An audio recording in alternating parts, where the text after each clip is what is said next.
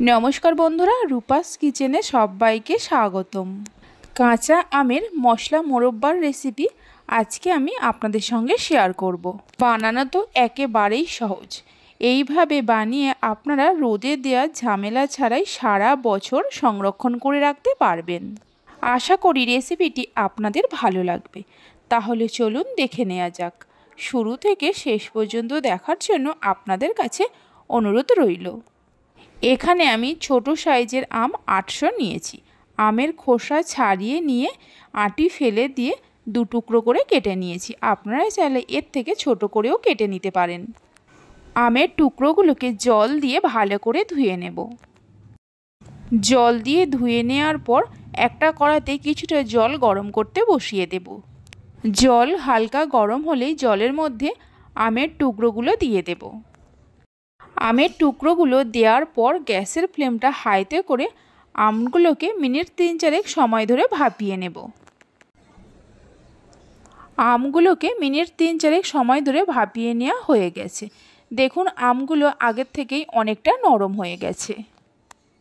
তবে খুব বেশি নরম করব না, তাহলে আমগুলো গলে যেতে পারে।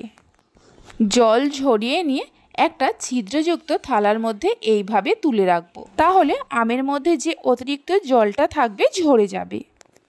খেয়াল রাখতে হবে, আম যদি খুব বেশি সেদ্ধ হয়ে যায় তাহলে মোরব্বাটা ভালো হবে না।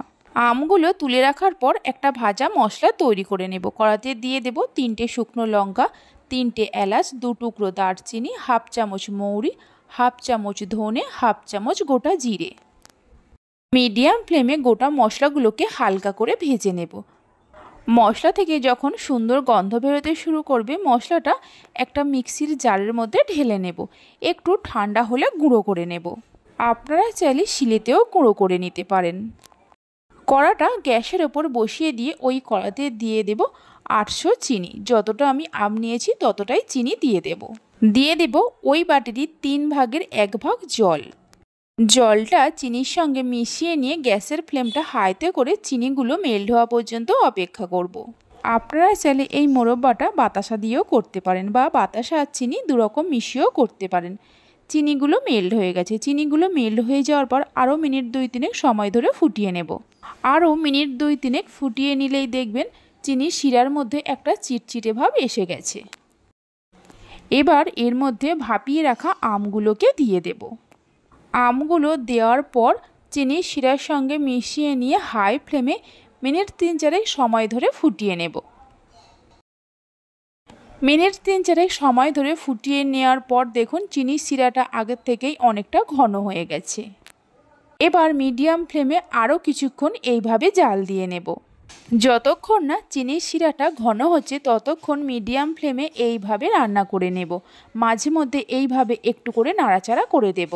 স্বাদ মতো বিট লবণ দিয়ে দেব। বিট লবণের জায়গায় রেগুলার যে লবণ খাওয়া হয় সেই লবণের ব্যবহারও আপনারা করতে পারেন। বিট লবণটা দেওয়ার পর ভালো করে মিশিয়ে নেব। এইভাবে আমার মতো করে একবার কাঁচা আমের মশলা মোরব্বার রেসিপিটি বাড়িতে বানিয়ে দেখতে পারেন। বাড়িতে বানালে খেয়ে আপনাদের কেমন লাগলো অবশ্যই আমাকে কমেন্ট করে জানাবেন। 7-8 মিনিট জাল দিয়ে নেওয়ার পর দেখুন চিনির শিরাটা আগের থেকেই অনেকটা ঘন হয়ে গেছে। মোরব্বাটা রেডি হয়ে গেছে সেটা বোঝার জন্য একটু চিনির শিরা একটা প্লেটের মধ্যে এইভাবে তুলে নিয়ে 3-4 সেকেন্ড অপেক্ষা করবেন। দেখবেন চিনির শিরাটা ধীরে ধীরে বসে যাচ্ছে, গড়িয়ে যাচ্ছে না। তাহলেই বুঝবেন মোরব্বাটা পারফেক্টভাবে রেডি হয়ে গেছে। এবার এর মধ্যে দিয়ে দেব 2 চামচ ভিনিগার। ভিনিগার যদি না থাকে তাহলে পাতিলেবুর রসও ব্যবহার করতে পারেন। ভিনিগারটা দেওয়ার পর মিশিয়ে নিয়ে গ্যাসের ফ্লেমটা বন্ধ করে দেব। দিয়ে দেব যে গোটা মশলাগুলো প্রথমে ভেজে রেখেছিলাম গুঁড়ো করে 1 চামচ। আমি এখানে 1 চামচ ব্যবহার করছি। আপনারা চাইলে আরও একটু বেশি ভাজা মশলা ব্যবহার করতে পারেন। অতিরিক্ত মশলা আমার ভালো লাগে না, তাই আমি এখানে 1 চামচ ব্যবহার করেছি। ভাজা মশলাটা দিয়ে ভালো করে মিশিয়ে নিয়ে মোরব্বাটা ঠান্ডা হওয়া পর্যন্ত অপেক্ষা করব। ঠান্ডা হয়ে যাওয়ার পর দেখাচ্ছি দেখুন মোরব্বাটা আগের থেকেই অনেকটা ঘন হয়ে গেছে। এবার এই ঠান্ডা করে নেওয়া মোরব্বাটা যে কোনো এয়ারটাইট কন্টেনারের মধ্যে রেখে আপনারা 1 থেকে 1.5 বছর সংরক্ষণ করে রাখতে পারবেন।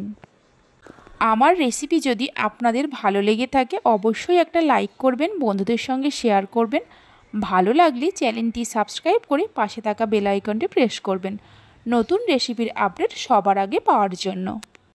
তাহলে চলুন ভিডিওটা আমি এখানেই শেষ করছি। আপনারা সবাই ভালো থাকবেন, সুস্থ থাকবেন। ধন্যবাদ।